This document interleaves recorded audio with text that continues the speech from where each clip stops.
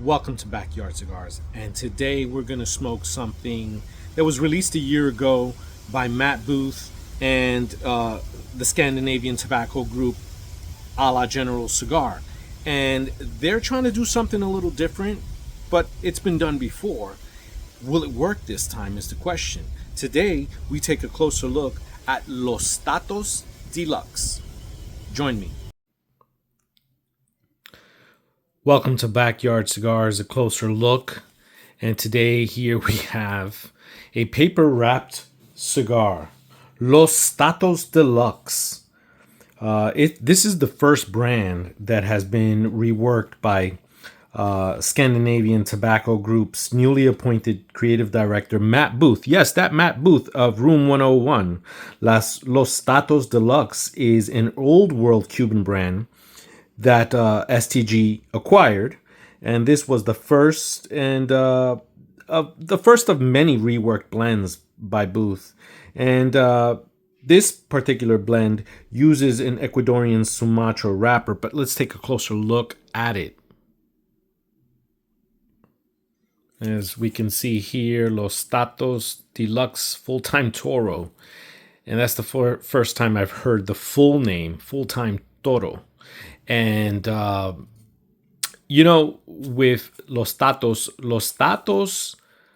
Statos means stats in Spanish. So the Stats Deluxe, I guess that's what it's called. But let's open this up.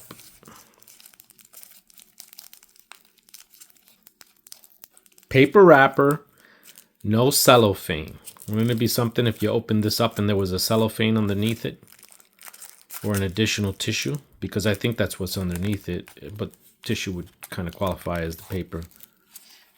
Look, why am I failing? So, here's the thing about this. Let me just stop for a second. I bought a 5-pack of these. And I gotta say one thing. It is not easy taking these things off. I have found difficulty unwrapping this cigar, at least unwrapping it safely, right? Without being a brute and just ripping it to shreds. But there is tissue paper underneath it, as there should be.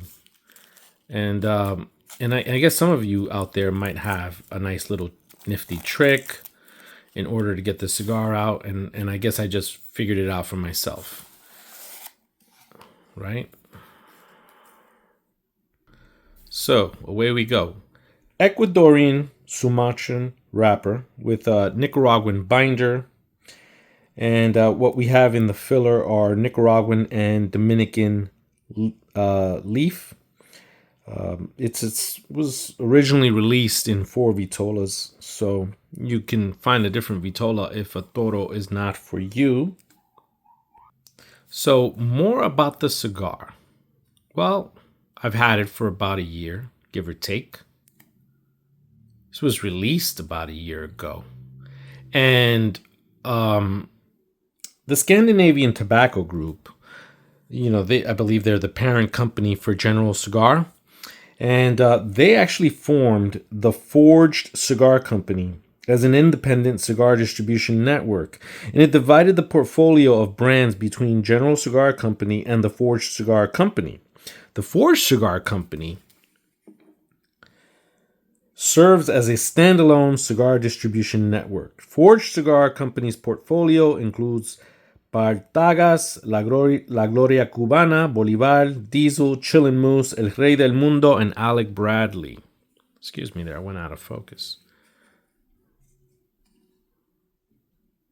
Now, the origins of this brand, of course, have their roots in Cuba. It was a pre-revolutionary brand, and it was kind of a small brand. And we're talking about Los Statos de Lux, was established around 1940 and was deleted from the Habanos portfolio around 2005. In 1980, though, before they were discontinued in 2005, the handmade cigars were replaced by machine-made versions, and these were considered medium to full-strength cigars.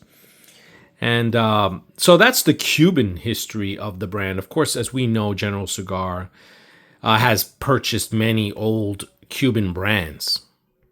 And let's take one last look at this Ecuadorian Sumatra wrapper. And, it's a slightly toothy cigar. I'm okay with the band. I don't have a problem with it. And I understand why it's wrapped the way it's wrapped. It's wrapped like that, just to stand out, And so I get it. But how good is it? Now, I've smoked it before, so I have some recollection of it, but we're going to smoke it again. Of course, I'm going to take into account the year that it's been in the humidor, but I'm going to be fair here. I've smoked it fresh. I've smoked it at a few months. I've smoked it at various intervals. So we're going to find out how it is now.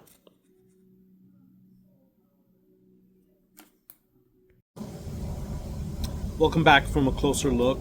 I hope you enjoyed taking a closer look at the cigar. It's a nice looking cigar, interesting packaging. And when you think about, the creative forces behind this, right? Justin Andrews, I believe his name is, and of course Matt Booth of Room 101. And General Cigar is basically behind this, along with its parent company, as I mentioned before.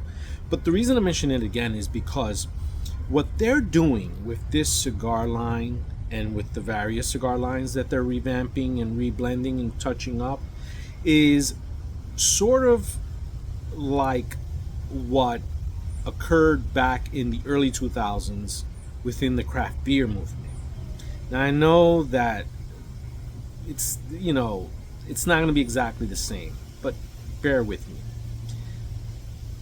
In the early 2000s, the big brewers like Anheuser-Busch, let's just say General Cigar is that Anheuser-Busch, or the equivalent of, they began to realize that the craft beer movement was picking up storm. All of these little small independent breweries were starting to eat away at their bottom line and basically take up a larger percentage of the share. And they wanted to regain some of that. So they created Shock Top. Remember Shock Top? It was like citrusy like beer, and it was in direct competition with Molson Brewing from Canada, who had released Blue Moon. I don't know if they had released it a few years earlier or so, but basically when you went to the store and you bought Shock Top or Blue Moon, some people, not all, but some people believed that they were buying a craft beer because it was different, it was in line, a little bit more in line with that craft look, but it wasn't.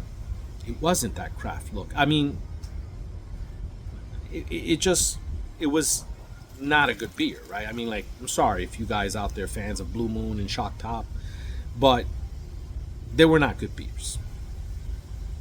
Heavily spiced, I think Blue Moon was, and Shock Top was just like, it's not a beer, but to each his own. And maybe the comparison isn't fair to what I'm talking about now, but I'm bringing it up because in some regards it is, because what they were striving to do in the brewing industry was establish that footprint of having a portfolio of craft like beer. Since then, Blue Moon, by the way, has been discontinued. I don't think you find it anymore. But going to the comparison, in creating the Forged Cigar Company, General Cigar and STG, pretty much wanted to create the illusion of, we've got some boutique cigars to sell you.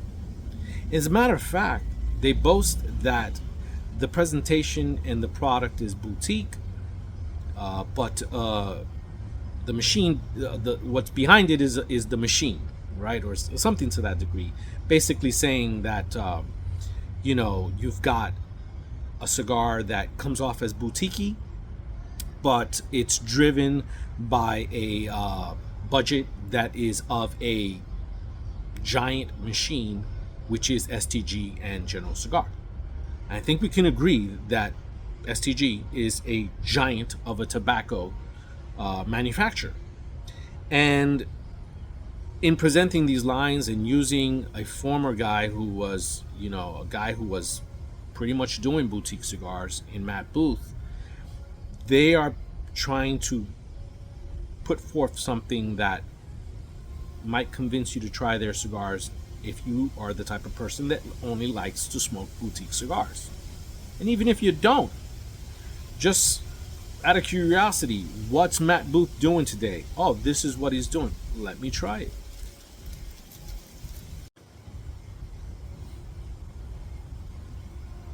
Now, I'm barely into the cigar, but I have mentioned that I smoked it in the past, fresh, and had a couple of months as well. So I have some experience with the cigar, and I have, of course, my own personal feelings about those experiences. But today's smoke is already undergone almost a year in aging, and I'll actually write down the exact amount of time I've had it: 64 to 66 RH. During that time period, of course, covered. I do like that packaging is very protective of the cigar, right? I mean, we all like our cigars to be well protected, and that's why cellophane was in. That's not why cellophane was invented, but that's why cellophane was used on cigars originally, for sanitary conditions primarily when it was introduced, but then later on also dual purpose. It protects the cigar, whether in transit, whether in the lounge, cigar shop, or whether once it reaches you and you're handling it. So I like that part about it. I like that. But it does hide the cigar, so you don't see the cigar. And that, I think, is not a good thing. I think you should want to see the cigar. Yeah, that happened. It's fall, ladies and gentlemen. It's fall, and it's about 72 degrees with about 62% humidity today. And the reason I point that out is because you don't normally have days like this in the fall, and if you do, you only have but a few. So you've got to take advantage of these days, and a backyard cigar smoker like me is definitely going to do that. But going back to what I was saying, you can't see the cigar, and I've always felt like that's not really a good marketing strategy. I know what you're going to say. Where's your diploma? Where's your experience in marketing? And of course, my answer to that would be I have none. But I do have the sense of an educated consumer. And as consumers, it's not as if we're blind to marketing and we don't know anything about marketing. Some of us more than others, of course. But look, I like to see what a cigar looks like. And this isn't even in the type of packaging where you could slip it out easily and look at it. So if I'm in a cigar lounge and I'm reaching for one of these, and I know that the other lines that they've introduced for Los Statos are, I believe, are not covered up as much. So maybe they learned from that, right? But they wanted to make an initial splash and catch people's eye. So maybe that's what they were thinking. Maybe. I don't know. What I can say is that you go to a cigar lounge, you want to see the cigar, and you want to look at it. I'm not saying you should do any of that stuff. I don't recommend doing that stuff at a cigar lounge. You know, the whole sniffing and putting it to your nose. I don't recommend that unless you know for certain you're going to buy it. But again, some of us want just to feel the cigar, you know, and examine it just a little, you know, and you can't really do that with this cigar wrapped up like that. So there's my 2 cents on that. Now shut up and tell me what the cigar tastes like.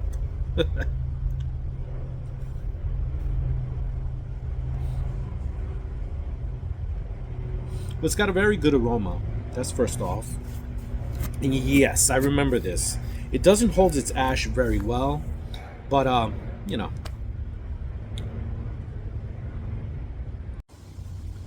Okay, so I've smoked quite a lot of it, and I just didn't.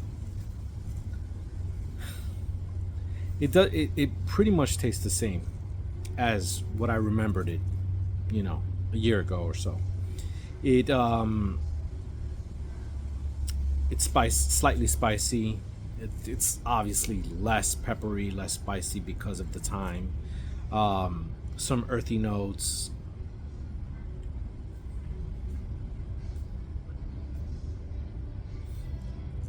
Decent draw.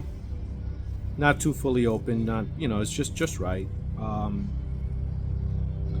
just not like fully impressed, or for that matter, impressed in any way by the cigar. And I don't think it's a bad cigar. I think it's worth trying. I think it's definitely worth taking a look at. They've got other variations of the cigar, and obviously you can get it in different vitolas, and sometimes that makes a difference, sometimes, and it might. But look, I don't want to sugarcoat anything here. It's a decent cigar. I think the price on this cigar is in that range of $11 to $12 or something of that nature.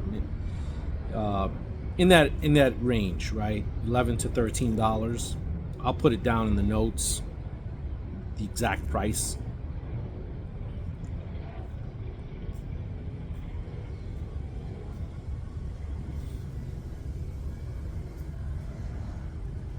Yeah, I mean, you get a lot of the Nicaraguan flavors that we know, with the pepper and the spice. So it's not a bad cigar, but it's not impressive either. It's not highly memorable. It wasn't when I smoked it originally, and it isn't now. And I'm not trying to give this a bad review. Quite the opposite. Guess what I'm trying to say is that, look, maybe the comparison I made earlier about brewers versus craft brewers, and I just believe that, look, boutique stands for something, right? And it's really about production, the amount of production, but it goes further than that, because it's also about what you can do when you're not trying to mass produce, right? And what you can do, and there are limitations to that, and there are pros and cons for both boutique and for the mass manufacturing, like a giant like STG and General Cigar. So it's really a preference thing. If someone's into boutique cigars, I would say this is not a boutique cigar. Even if you want to create a smaller company to distribute it, and you get someone that was involved with boutique cigars to rework the blend, and you market it sort of the way you would market a boutique cigar, it's still not a boutique cigar. And I just think that boutique cigars are best when made by boutique cigar makers. And one would argue that Forged Cigar Company, being a branch of STG and Journal Cigar, is not, and working quite independently, let's just say, is not General Cigar. But they're working with that machine. And in doing so, they can't avoid the fact that if you look in the mirror, you're not a boutique cigar. You're not a boutique cigar company. You can call yourself that, and you can want to present that, but that's not what you are. But kudos for trying, and kudos for letting us try the latest shock top. Los Statos, and really, decent. And I like Room. I've liked Room 101 cigars, and I like Matt Booth. So I wish them the best. I wish him the best, and I wish, you know, that cigars coming from Forged Cigar Company will pretty much find their way into our humidors, but they've got to earn that spot. And right now, I'm not seeing that as being the case.